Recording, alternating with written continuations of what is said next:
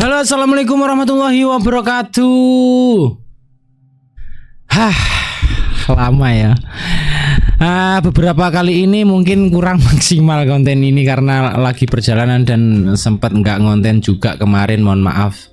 Untuk kali ini saya akan suguhkan ke depannya akan lebih bagus lagi, akan saya benahi dan tentunya ada banyak hal yang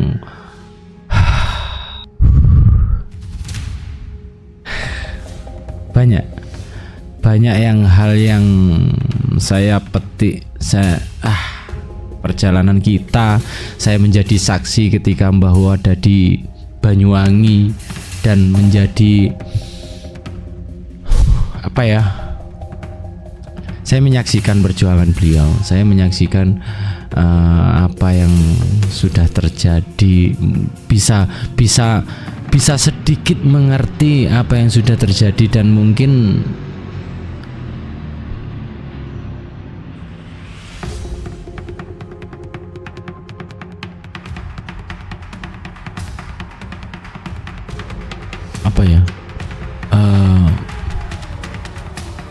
saya bisa menilai apa yang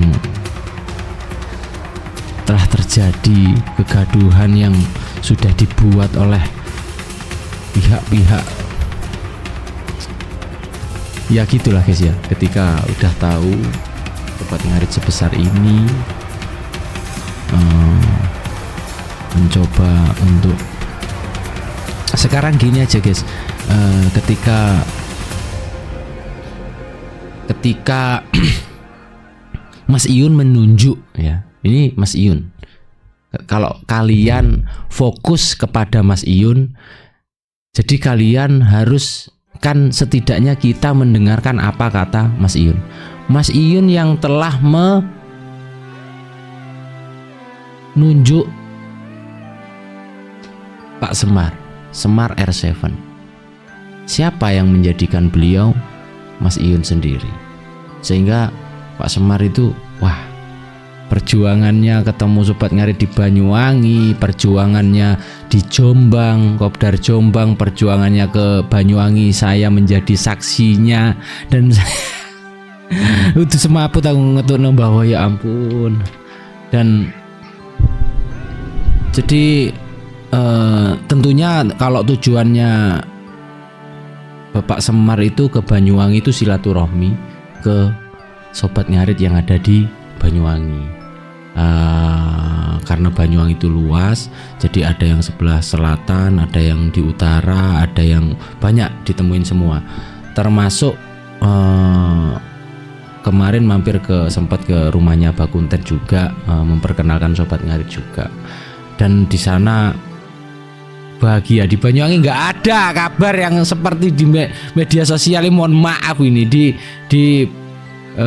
tentunya di wilayah lain mungkin ya damai-damai gitu ya guys, damai-damai, tidak ada apa-apa, tidak ada kerusuhan atau apa. Kita damai di sini, kita fokus kegiatan Sobat Ngarit yang di sini juga, apalagi kedatangan seorang Semar S7 yang siapa sih Bapak Semar R7 itu kan ya yang mengenalkan juga Mas Iyun dan Mas Roni juga yang mengenalkan juga Mas Iyun.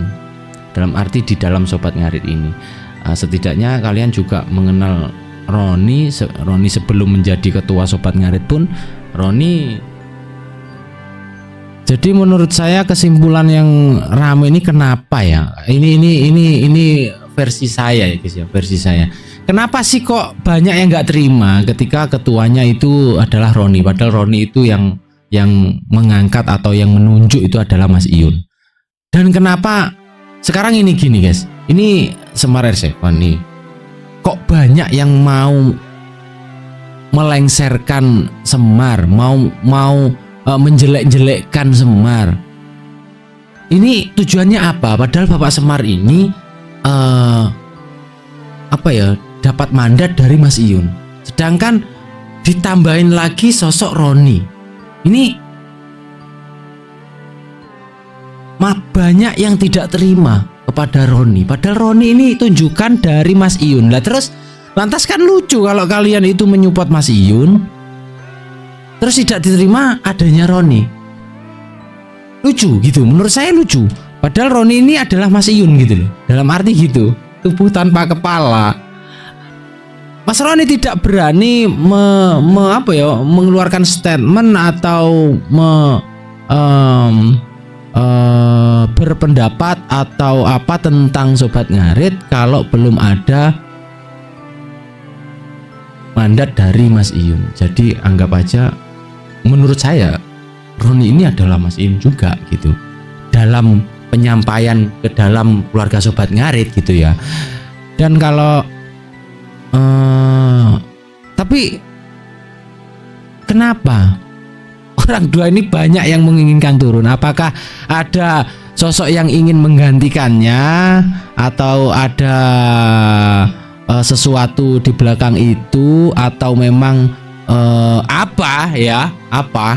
Tapi kalau menurut saya, pemilihan Mas Iyun ini kepada Bapak Semar terutama dan Mas Roni itu pas banget. Apa yang membuat saya pas ini gini.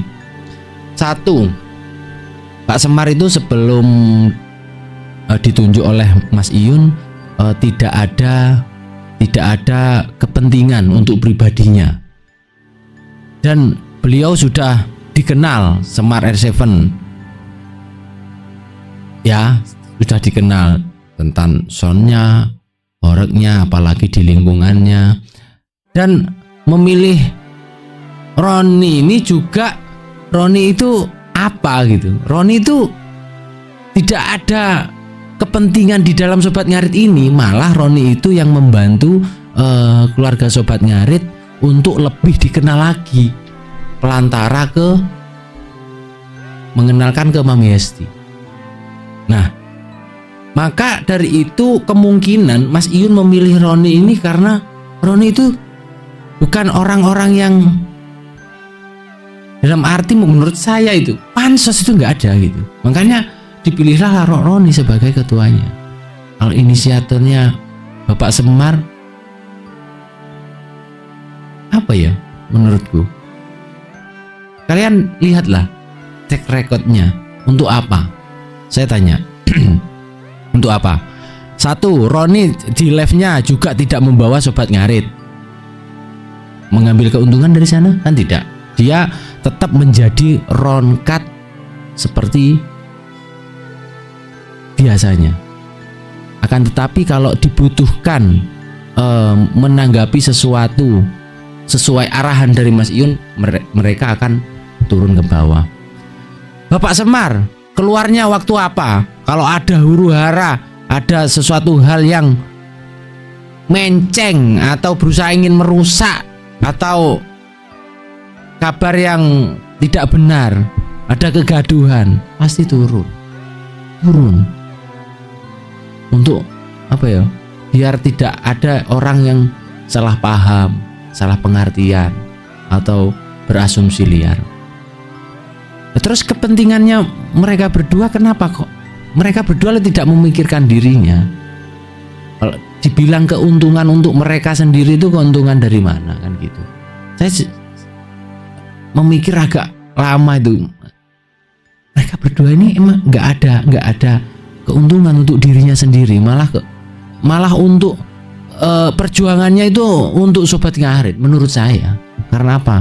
Membantu dari Mas Iyun. Karena apa ya? Karena mereka itu menjalankan duduk sama rata berdiri tanpa raja, Mas Iyunnya.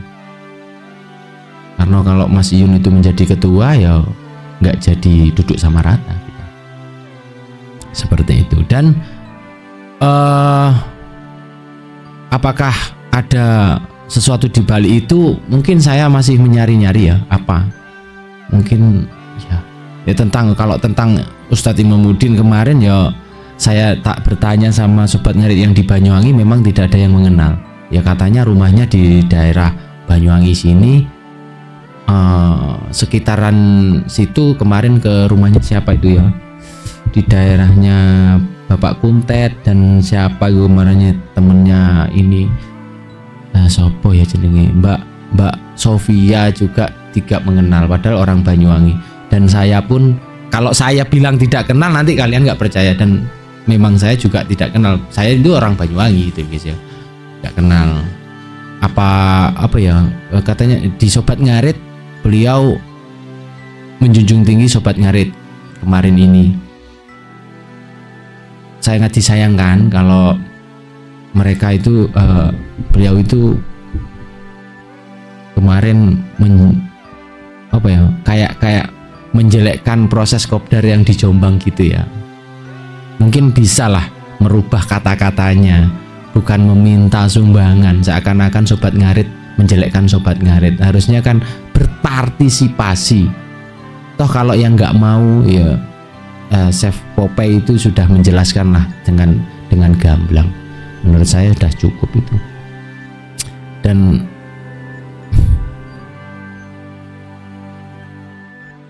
apa ya, saya itu memikirkan kadang kalau sampai Bapak Semar sama Roni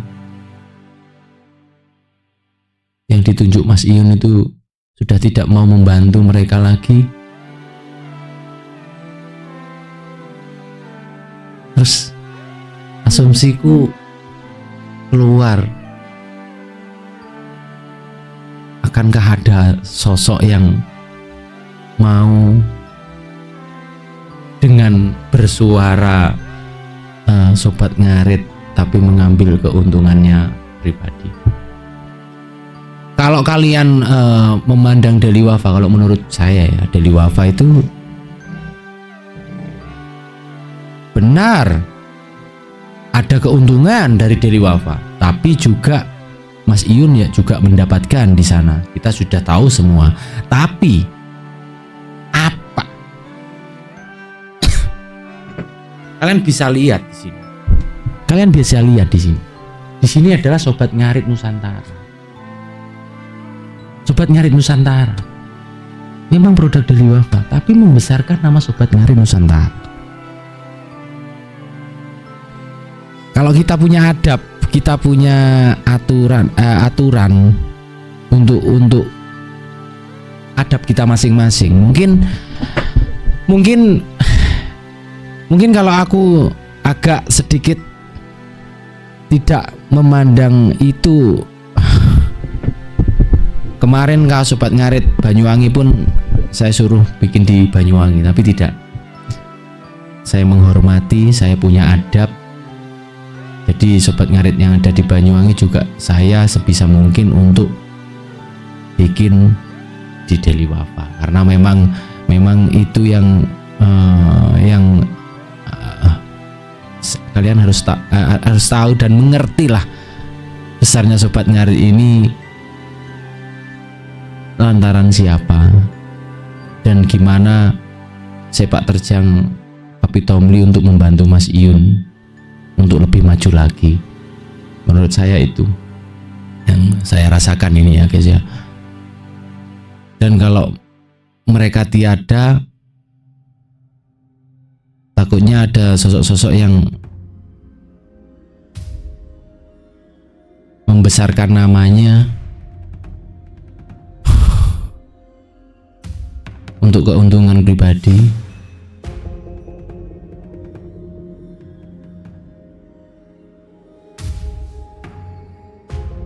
Dan yang saya takutkan Sobat Ngarit menjadi badut yang dicari hanya untuk keuntungan mereka. Ini yang saya takutkan. Jadi kalau kalian fokus terhadap Mas Iyun, jadi saya rasa kalian juga ikut apa yang dikatakan beliau, karena memang itu yang terbaik menurut beliau. Jadi saya menghormati itu.